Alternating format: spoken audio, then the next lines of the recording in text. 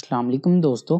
आज हम web development के अंदर जो यूज़ होने वाली लैंग्वेज HTML है इसका इंट्रोडक्शन करेंगे। HTML stands for hyper text markup language. HTML का एब्रीविएशन जो होता है वो होता है hyper text markup language.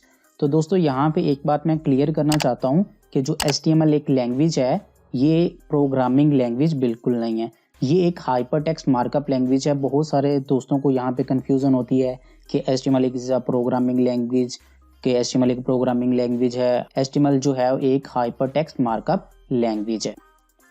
Y learn HTML, आप HTML को क्यों सीखें या इसके फ़ायदे क्या हैं, ठीक है, इसके बाद आप क्या कर सकते हैं।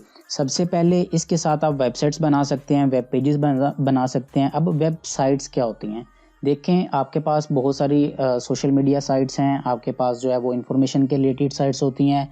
जैसे आप फेसबुक को यूज़ करते हैं, ये भी एक वेबसाइट्स है, ठीक है।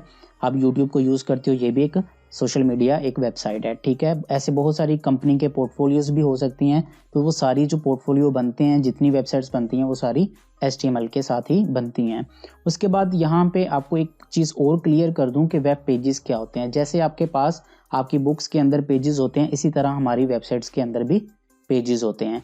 सपोज हमारे पास एक कॉन्टैक्ट का पेज होता है जिसके ऊपर हम कुछ फॉर्म बना होता है, डाटा फिल करते हैं और कंपनी के साथ जो भी जिसकी भी वेबसाइट है उसके साथ कांटेक्ट कर सकते हैं, ये एक पेज होता है। इसी तरह अबाउट अस का पेज होता है जिसमें कंपनी डिफाइन करती है अपने मतलब, ठीक है। इसी तरह एक होम का पेज होता है जहाँ पे वो सर्विसेज वगैरह को डिफाइन करती है।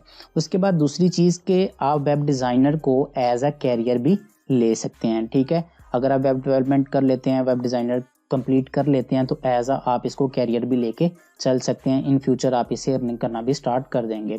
तीसरी चीज़ ये कि इसके साथ अब जो लेटेस्ट फ्रेमवर्क्स आ गए हैं, यहाँ पे मैंने 2 मेंशन किए हैं, फोनगैप, आयोनिक।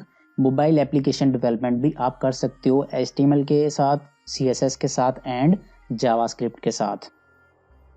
देन यहाँ पे थोड़ी सी कन्फ्यूज़न आपकी क्लियर करूँगा कि हम HTML का कौन से वर्जन पे काम करेंगे। तो भाई जो लेटेस्ट वर्जन है हम उस पर काम करने वाले हैं। जो लेटेस्ट वर्जन है वो है HTML5। मैंने यहाँ पे एक टेबल डिज़ाइन किया है जिससे मैं आपको HTML4 और HTML5 के अंदर जो मेजर डिफरेंस है वो डिफाइन करूँगा। इसके अंदर क्या होता था कि आप डिवीज़न टैग, डिव टैग को ही यूज़ करके अपनी जो है वो हेडर बनाते थे, अपनी नेविगेशन बार बनाते थे, अपने आर्टिकल्स लिखते थे, उसी के साथ आप फूटर बनाते थे आईडीज़ वगैरह उसको असाइन करने के बाद, ठीक है। लेकिन जो HTML5 आई है इसमें नई चीज़ें आ गई हैं, यहाँ पे नए टैग्स आ गए हैं जिसके साथ आप अपना अगर हेडर बनाना चाहते हो तो हेडर का टैग यूज़ करोगे, अगर नेविगेशन बनाना चाहते हो तो नेव का टैग यूज़ करोगे, आर्टिकल लिखना है तो आर्टिकल यूज़ करोगे। इसी तरह जो फूटर, अब ये हेडर, फूटर, नेविगेशन क्या होते हैं, ईच एंड एवरीथिंग जो है वो इंशाल्लाह मैं आपको डिफाइन करूँगा। ओके, नेक्स्ट हम बात करेंगे कि सॉफ्टवेयर रिक्वायरमेंट क्या है, कि HTML को सीखने के लिए, प्रैक्टिकल करने के लिए आपको किन किन सॉफ्टवेयर की ज़रूरत होती है। तो जो 2 मेजर चीज़ें हैं वो आपके पास होनी चाहिए। एक है जी HTML एडिटर, दूसरा है आपके पास ब्राउज़र। तो HTML एडिटर क्या होते हैं, ब्राउज़र क्या होता है, इसको थोड़ा सा डिटेल के साथ देख लेते हैं। HTML एडिटर जो होता है इसके अंदर अगर आप विंडोज़ यूज़र हैं तो आपको पता होगा बाय डिफ़ॉल्ट ही जब हम विंडोज़ इंस्टॉल करते हैं तो एक नोटपैड टेक्स्ट एडिटर जो है वो इंस्टॉल होता है जिसके ऊपर आप अपना टेक्स्ट वगैरह लिख सकते हैं। इसी तरह HTML का कोड अगर आप लिखना चाहते हो तो आप नोटपैड को भी यूज़ कर सकते हो। उसके बाद नोटपैड प्लस प्लस आ जाता है जिसके अंदर बहुत सारे फीचर्स हैं, कोड लिखना आसान हो जाता है। या उसके बाद तीसरे नंबर पे है VS कोड।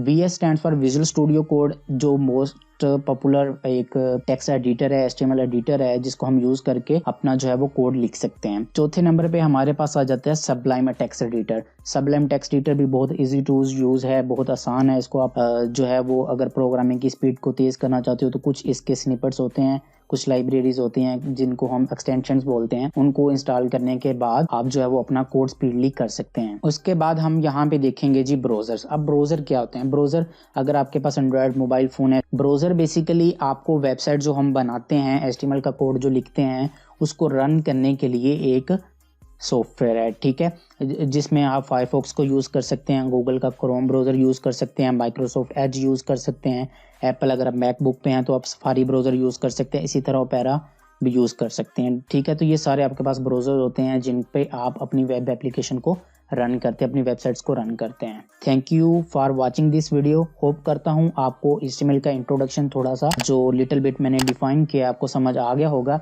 इंशाल्लाह हम नेक्स्ट वीडियो के अंदर प्रैक्टिकली अपना काम स्टार्ट करेंगे।